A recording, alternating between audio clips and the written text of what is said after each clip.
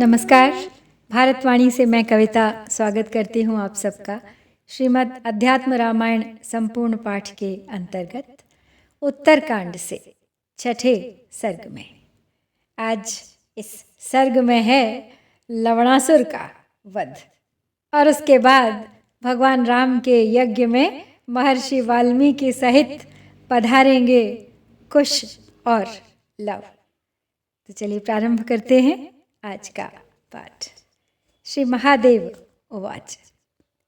एकदा मुनयः सर्वे यमुनातीरवासिनः आजग्मु राघवं द्रष्टुं भयाल्लवणरक्षसः कृत्वाग्रे तु मुनिश्रेष्ठं भार्गवं च्यवनं द्विजाः असंख्याताः समायाता रामादभयकाङ्क्षिणः तान् पूजयित्वा परया भक्त्या रघुकुलोत्तमः उवाच मधुरं वाक्यं हर्षयन् मुनिमण्डलं करवाणि मुनिश्रेष्ठाः किमागमनकारणं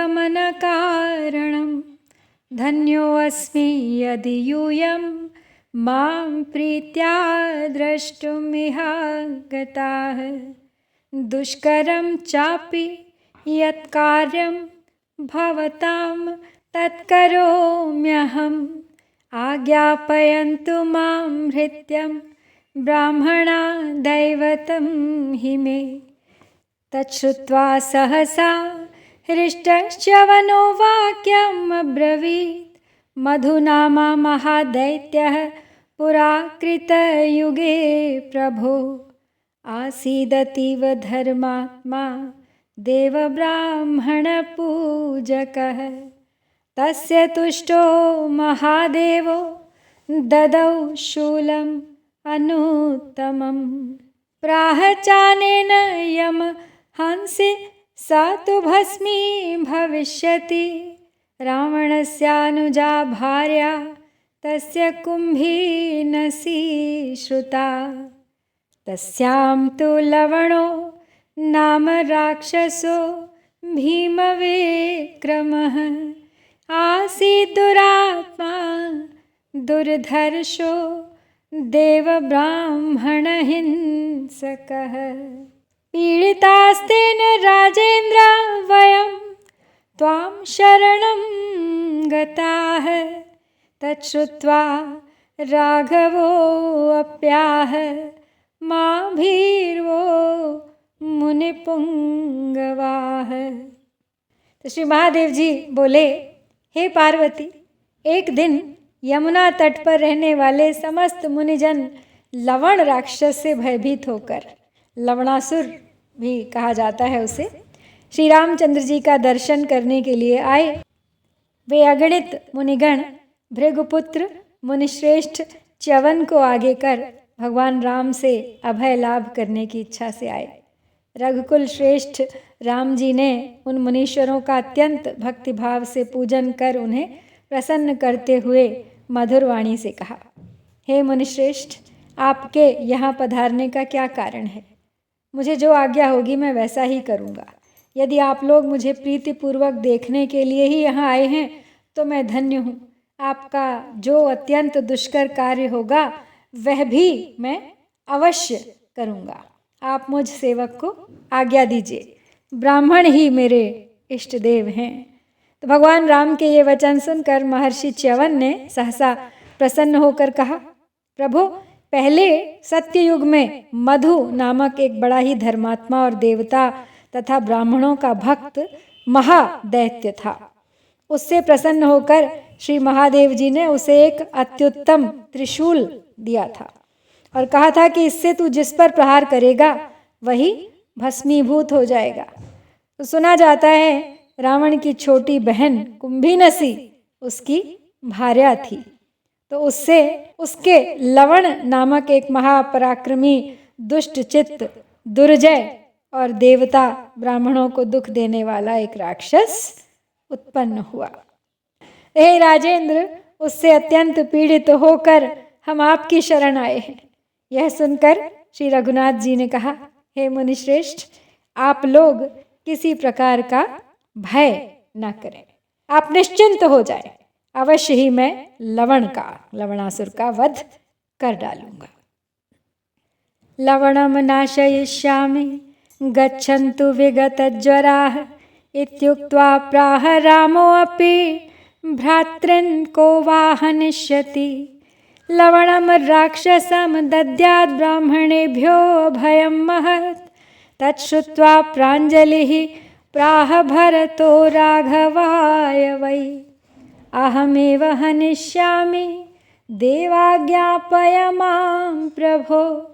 ततो रामं नमस्कृत्य शत्रुघ्नो वाक्यमब्रवीत्। लक्ष्मणेन महत्कार्यं कृतं राघवसंयुगे। नन्दिग्रामे महाबुद्धिर्भरतो दुःखमन्वभूत्। अहमेव गमिष्यामि लवणस्य वधाय च। त्वत्प्रसादाद् रघुश्रेष्ठ हन्यां तं राक्षसं युधि। तच्छ्रुत्वा स्वाङ्कमारोप्य शत्रुघ्नं शत्रुसूदनः प्राहाद्यैवाभिषेक्ष्यामि मथुराराज्यकारणात्। आनाय च सुसंहारान् लक्ष्मणेनाभिषेचने। अनिच्छन्तमपि स्नेहादभिषेकमकारयत्। दत्त्वा तस्मै शरं दिव्यं रामः शत्रुघ्नमब्रवीत्। अनेन जहि बाणेन लवणं लोककण्टकं। स तु सम्पूज्य तच्छूलं गेहे गच्छति काननं। भक्षणार्थं तु जन्तूनां नानाप्राणिवधाय च। स तु नायाति सदनं यावद्वचनचरो भवेत्। तावदेव पुरद्वारि तिष्ठ त्वं धृतकार्मुकः। योत्स्यते स त्वया क्रुद्धस्तदा वध्यो भविष्यति। तं हत्वा लवणं क्रूरं तद्वनं मधुसंयुतं। निवेश्य नगरं तत्र तिष्ठ त्वं मे अनुशासनात्। अश्वानां 5,000 रथानां च तदर्धकं। गजानां 600 पत्तीनां युतत्रयम्। आगमिष्यति पश्चात् त्वमग्रे साधय राक्षसम्। इत्युक्त्वा मूर्ध्न्यवघ्राय प्रेषयामास राघवः। शत्रुघ्नं मुनिभिः सार्धमाशीर्भिरभिनन्द्य च। शत्रुघ्नोऽपि तथा चक्रे यथा रामेण चोदितः। हत्वा मधुसूतं युद्धे मथुरां करोत् पुरीम्। तो श्री राम ने मुनीश्वरों को वचन दिया कि वो लवण को अवश्य मार डालेंगे। फिर उसके बाद उन्होंने अपने भाइयों से पूछा कि तुम में से कौन लवण राक्षस को मारेगा और ब्राह्मणों को महान अभय देगा। तो ये सुनकर भरत जी ने श्री रघुनाथ जी से हाथ जोड़कर कहा, देव लवण को मैं ही मारूंगा, प्रभु इसके लिए मुझे ही आज्ञा दीजिए। फिर शत्रुघ्न जी ने श्री रामचंद्र जी को प्रणाम करके कहा, हे राघव, श्री लक्ष्मण जी युद्ध में बड़ा भारी कार्य कर चुके हैं। महामति भरत जी ने भी नंदीग्राम में रहकर बहुत कष्ट सहा है। अब लवण का वध करने के लिए तो मैं ही जाऊंगा। तो शत्रुघ्न के ये वचन सुनकर शत्रुदमन रघुनाथ जी ने उन्हें अपनी गोद में उठा लिया और कहा, मैं आज ही तुम्हारा लवण की राजधानी मथुरा के राज्य पर अभिषेक करूंगा। ऐसा कह लक्ष्मण जी ने अभिषेक की सामग्री मंगा। शत्रुघ्न जी की इच्छा न होने पर भी श्री रामचंद्र जी ने उनका प्रीतिपूर्वक अभिषेक कर दिया। फिर उन्हें दिव्य बाण देकर कहा, तुम संसार के कंटक रूप लवण को इस बाण से मार डालना। राक्षस लवण अपने घर में ही उस त्रिशूल की पूजा कर नाना प्रकार के जीवों को खाने और मारने के लिए वन को जाया करता है। अतः जब तक वह लौटकर घर न आए, वन ही में रहे उससे पूर्व ही तुम नगर के द्वार पर धनुष धारण कर खड़े हो जाना। लौटने पर वह क्रोधपूर्वक तुमसे लड़ेगा और उसी समय मारा जाएगा। इस प्रकार महाक्रूर लवणासुर को मारकर उसके मधुवन में नगर बसाकर मेरी आज्ञा से अब तुम वहीं रहना। तुम पहले जाकर उस राक्षस को ठीक करो, फिर तुम्हारे पीछे वहाँ 5000 घोड़े और 2500 रथ, 600 हाथी, 30,000 पैदल भी पहुँच जाएंगे। तो ऐसा कह श्री रघुनाथ जी ने शत्रुघ्न का सिर सूंघ कर तथा मुनियों के सहित आशीर्वाद से उनका अभिनंदन कर उन्हें विदा किया। शत्रुघ्न जी ने भी भगवान राम ने जैसी आज्ञा दी थी वैसा ही किया। उन्होंने मधुपुत्र लवणासुर को मारकर मथुरापुरी बसाई और दान मान से लोगों को संतुष्ट कर उन्होंने मथुरा को एक समृद्धिशाली नगर बना दिया। स्फीताम जनपदाम चक्रे मथुराम दानमानतः सीतापि सुशुभे पुत्रौ द्वौ वाल्मीके रथाश्रमे मुनिस्तयोर्नाम चक्रे कुशो ज्येष्ठो अनुजो लवः क्रमेण विद्या संपन्नौ सीतापुत्रौ बभूवतुः उपनीतौ च मुनिना वेदाध्ययन तत्परौ कृत्स्नं रामायणं प्राह काव्यं बालकयोर्मुनिः शङ्करेण पुरा प्रोक्तं पार्वत्यै पुरहारिणा वेदोपबृंहणार्थाय तावग्राहयत् प्रभुः कुमारौ स्वरसम्पन्नौ सुन्दरावश्विनाविव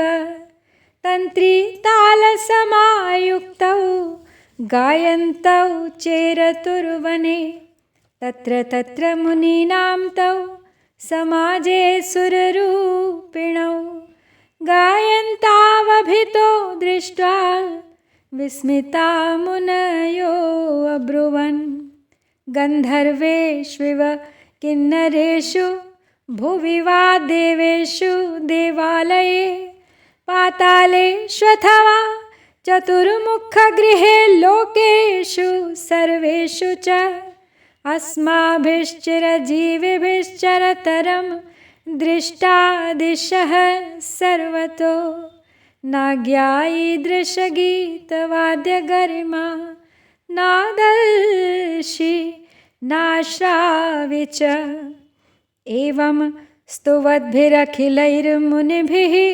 प्रतिवासरम् आसाते सुखमेकान्ते वाल्मीकिराश्रमे चिरम। अब जब अयोध्या में ये सब हो रहा था तो इसी बीच श्री सीता जी वाल्मीकि मुनि के आश्रम में गर्भवती तो थी ही, उन्होंने 2 पुत्रों को जन्म दिया। मुनि ने उनमें से बड़े का नाम कुश और छोटे का लव रखा। धीरे धीरे सीता जी के वे दोनों पुत्र विद्या संपन्न हो गए। मुनि के उपनयन संस्कार करने पर वे वेदाध्ययन में तत्पर हुए। श्री वाल्मीकि जी ने उन दोनों बालकों को संपूर्ण रामायण काव्य पढ़ा दिया। पूर्व काल में इसे त्रिपुर विनाशक भगवान शंकर ने पार्वती जी को सुनाया था। उसी आख्यान को समर्थ मुनि वाल्मीकि ने वेदों का विस्तृत ज्ञान कराने के लिए उन बालकों को पढ़ाया। वे अश्विनी कुमार के समान अति सुंदर कुमार उसे वीणा बजाकर स्वर सहित गाते हुए वन में विचरा करते थे। उन देव स्वरूप बालकों को जहाँ तहाँ मुनियों के समाज में गाते देख वे मुनिगण अत्यंत विस्मित हो आपस में कहने लगते थे, हम चिरजीवियों ने बहुत दिनों से सभी दिशाएं देखी, किंतु गंधर्व, किन्नर, भूरलोक, देवलोक, देवालय, पाताल अथवा ब्रह्मलोक आदि किसी भी लोक में गाने बजाने की ऐसी कुशलता न कभी जानी, न देखी और न सुनी ही है। इस प्रकार प्रतिदिन प्रशंसा करने वाले समस्त मुनियों के साथ वे दोनों बालक बहुत समय तक श्री वाल्मीकि जी के एकांत आश्रम में सुखपूर्वक रहे। अथ रामोश्वमेधादींश्चकार बहु दक्षिणान् यज्ञान् स्वर्णमयीं सीतां विधाय विपुलद्युतिः तस्मिन् विताने ऋषयः सर्वे राजर्षयस्तथा ब्राह्मणाः क्षत्रिया वैश्याः समाजग्मुर्दिदृक्षवः वाल्मीकिरपि संगृह्य गायन्तौ तौ कुशीलवौ जगाम ऋषिवाटस्य समीपं मुनिपुङ्गवः तत्रैकान्ते स्थितं शान्तं समाधिविरमे मुनिं कुशः पप्रच्छ वाल्मीकिं ज्ञानशास्त्रं कथान्तरे भगवत् श्रोतुमिच्छामि संक्षेपाद् भवतो अखिलं देहिनः संसृतिर्बन्धः कथमुत्पद्यते दृढः कथं विमुच्यते देही दृढबन्धात् भवाभिधात् वक्तुमर्हसि सर्वज्ञ मह्यं शिष्यायते मुने शृणु वक्ष्यामि ते सर्वं संक्षेपाद् बन्धमोक्षयोः स्वरूपं साधनं चापि मत्तः श्रुत्वा यथोदितं तथैवाचर भद्रं ते जीवन्मुक्तो भविष्यसि देह एव महागेहमदेहस्य चिदात्मनः तस्याहङ्कार एवास्मिन् मन्त्री तेनैव कल्पितः देहगेहाभिमानं स्वं समारोप्य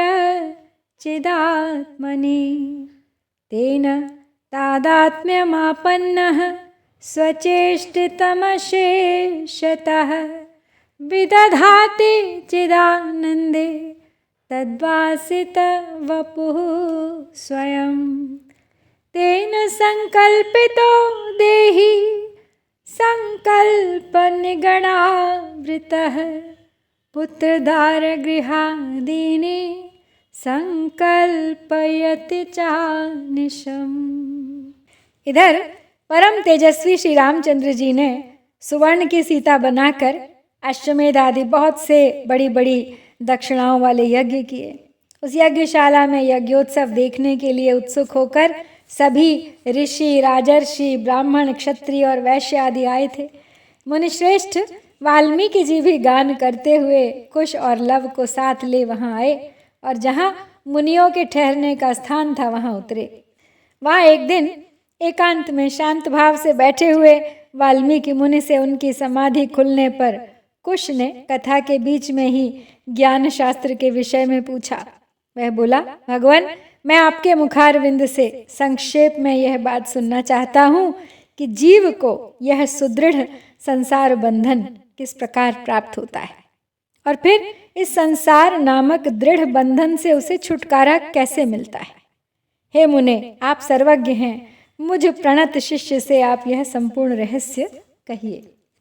तो वाल्मीकि जी बोले, सुनो पुत्र, मैं तुम्हें संक्षेप से साधन के सहित बंध और मोक्ष का संपूर्ण स्वरूप सुनाता हूँ। मैं जैसा कहूँ वह सब सुनकर तुम उसी प्रकार आचरण करना, इससे तुम्हारा कल्याण होगा और तुम जीवन मुक्त हो जाओगे। देहहीन चेतन आत्मा का यह देह ही बड़ा भारी घर है। इसमें उसने अहंकार को ही अपना मंत्री बना रखा है। यह अहंकार रूप मंत्री देह गेहाभिमान रूप अपने आप को चेतन आत्मा में आरोपित कर उससे एक रूप होकर अपनी सारी चेष्टाओं का आरोप उस चिदानंद रूप आत्मा में ही करता है। उस अहंकार से व्याप्त हुआ देही यानी जीव उसी के संकल्प से प्रेरित होकर संकल्प रूपी बेड़ियों से बंधता है और फिर रात दिन पुत्र स्त्री और गृह आदि के लिए संकल्प विकल्प करता रहता है। संकल्प करने से जीव स्वयं ही सदा शोक करता रहता है, कर्म बंधन में बंधता जाता है। संकल्पयन् स्वयं देहि परिचोषति सर्वदा त्रयस्तस्याहमो देहा अधमो तम मध्यमाः तमः सत्वरज्ञः संज्ञा जगतः कारणं स्थिते तमोरूपाधि संकल्पा नित्यं तामसचेष्टया अत्यन्तं तामसो भूत्वा कृमिकीटत्वमाप्नुयात्। सत्वरूपो हि संकल्पो धर्मज्ञानपरायणः अदूरमोक्षसाम्राज्यः सुखरूपो हि तिष्ठति। रजोरूपो हि संकल्पो लोके स व्यवहारवान् परितिष्ठति संसारे पुत्रदारानुरञ्जितः। त्रिविधं तु परित्यज्य रूपमेतन्महामते संकल्पं परमाप्नोति पदमात्मपरीक्षये। दृष्टिः सर्वाः परित्यज्य नियम्य मनसा मनः स बाह्याभ्यन्तरार्थस्य संकल्पस्य क्षयं कुरु। यदि वर्षसहस्राणि तपश्चरसि दारुणं पातालस्थस्य भूस्थस्य स्वर्गस्थस्यापि ते अनघ नान्यः कश्चिदुपायोऽस्ति संकल्पोपशमादृते। अनाबाधे विकारे स्वे सुखे परमपावने संकल्पोपशमे यत्नं पौरुषेण परं कुरु। संकल्पतन्तौ निखिला भावाः प्रोताः किलानघ छिन्ने तन्तौ न जानीमः क्व यान्ति विभवाः पराः। निःसंकल्पो यथा प्राप्त व्यवहार परो भव क्षये संकल्पजालस्य जीवो ब्रह्मत्वमाप्नुयात्। अधिगत परमार्थतामुपेत्य प्रसभमपास्य विकल्पजालमुच्चैः अधिगमय पदं तद्द्वितीयं विततः सुखाय सुषुप्त चित्तवृत्तिः।